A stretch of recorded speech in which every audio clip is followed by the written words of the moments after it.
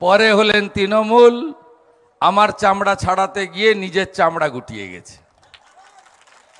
যাই হোক, আপনাদের সকলকে আমি ধন্যবাদ জানাই যে তামুলদহ 1 গ্রাম পঞ্চায়েতে আপনারা ভোটের কার্যত প্রচার কাল সন্ধ্যে 6টায় শেষ।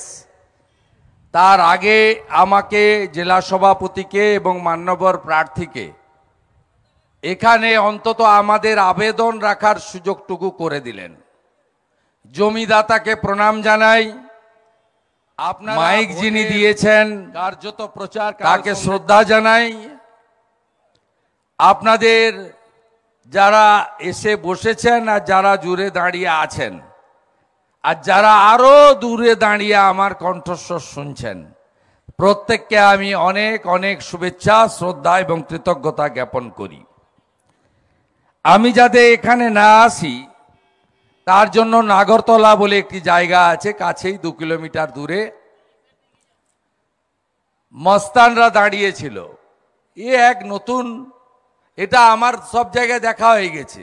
সিস্টেমটা কি জানেন? 8টা 10টা চোর দাঁড়িয়ে থাকে, 100 দিনের টাকা চোর, শৌচালয়ের টাকা চোর, আমফানের টাকা চোর, গরিবের চোর। এরা গরিবের সব মারে, ফিসারি চোর। এদের সামনে পুলিশ দাঁড়িয়ে থাকে লাইন করে, এরা পিছনে দাঁড়ায়, সামনে পুলিশ দাঁড়ায়। আর এরা একটি চ্যানেল আছে, ওদের আগে থেকে বলে রাখে, তারা ছবি করে আর এরা হো হো হো হো করে। চোরেদের গলার আওয়াজ একটু বেশি, তারা আওয়াজ দেয়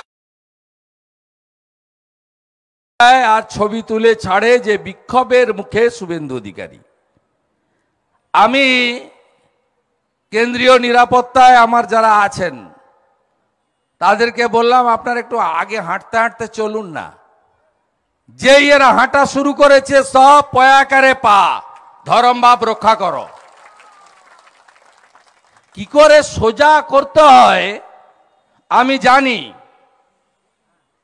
আমি যা বলি তাই করে দেখাই। আরে ভাই, সব দল থাকবে, সবার প্রচার হবে। তোমরা যদি এত কাজ করে থাকো তাহলে তোমরা কেন বিরোধী দলদের বাধা দিবে, প্রচার করতে দেবে না? কি তোমাদের আছে এখানে এত লুকানোর? কিন্তু জমানা বদলে যাচ্ছে। বেশি দিন কাহারও সমান নাহি যায়। আজকে যে রাজাধিরাজ, কাল সে ভিক্ষা চায়। এরা টিভি, পত্র পত্রিকা, সোশ্যাল মিডিয়া সবকিছু দেখার পরেও এদের লাজ, লজ্জা, সম্ভ্রম, সংযম, পরিবর্তন কোনোটাই নেই। এর মূল কারণ হলো পুলিশ। পুলিশ বাবা পার করেগা। পুলিশ নেই তো এদের পিঠের চামড়া বিজেপিকে করতে হবে না, আইএসএফ আগে এদের চামড়া পিটিয়ে তুলে দেবে। আমরা তো পরে ধরবো। আমি জানি এদের রোগও কি, ওষুধও কি, শুভেন্দু অধিকারী ভালো জানে। আমি আমার 4 মন্ডল প্রেসিডেন্ট ভাইকে ধন্যবাদ জানাবো, দীপঙ্কর প্রামাণিক, অসিত হাজারি, সুব্রত দাস এবং সুরেশ মন্ডল। ভাইরা, কঠিন অবস্থার মধ্যে আপনারা আছেন। 21 সালের পর থেকে আপনারা এই সভা অর্গানাইজ করেছেন। আমাকে, প্রার্থীকে, জেলা সভাপতিকে 2-4 কথা বলার সুযোগ করে দিয়েছেন। আমি আপনাদের সাহসিকতাকে অন্তর থেকে ধন্যবাদ জানাই, পাশে থাকার অঙ্গীকার করি। আমাদের মধ্যে মান্যবর প্রার্থী, সমাজসেবী এবং কোভিডের সময় যখন তৃণমূলের লোকেরা ঘরে ঢুকে গেছিল, ডাক্তারবাবু সেবা দিয়েছেন দলমত, বর্ণ, ধর্ম নির্বিশেষে।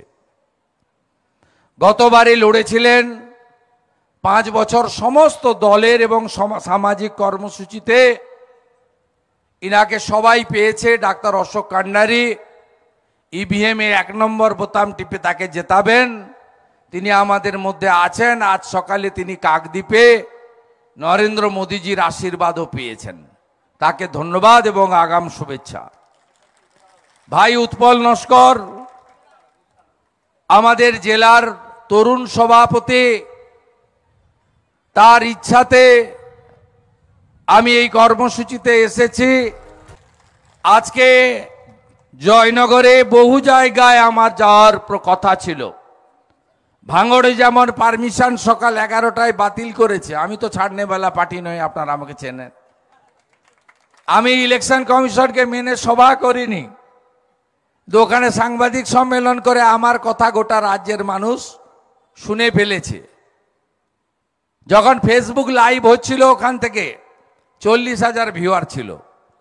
এর বাইরেও মেন স্ট্রিম মিডিয়া যারা, আলাদা করে নাম বলছি না, ইলেকট্রনিক্স মিডিয়া, তারা প্রত্যেকেই আমার বক্তব্য ভাঙড় থেকে শুনিয়েছেন এবং মমতা ব্যানার্জির এক ঝুড়ি লোক নিয়ে প্রধানমন্ত্রীকে কাউন্টার করতে যাওয়া ফ্লপ শো কলকাতাতে সেটাও দেখিয়েছেন। আমি উৎপল নস্করকে ধন্যবাদ জানাই, রাজ্য কমিটির সদস্য বন সরবরীকে ধন্যবাদ জানাই, আমাদের সঞ্চালক সঞ্জয় লায়েক ভাই এসসি মোর্চার বড় নেতা, তাকে ধন্যবাদ জানাই এবং সম্মানিত মঞ্চ। আপনাদের কেন ভোট দিতে হবে সে কথা আমি বিস্তারিতভাবে নাইবা বললাম। আমি শুধু ভোটের ব্যবস্থা নিয়ে আপনাদের কাছে কিছু কথা বলবো। আগামীকাল সন্ধ্যা 6টায় প্রচার শেষ হয়ে যাবে। জয়নগর লোকসভা কেন্দ্রে 250টা সেন্ট্রাল প্যারামিলিটারি ফোর্সের ইন্ডিপেন্ডেন্ট কিউআরটি থাকছে।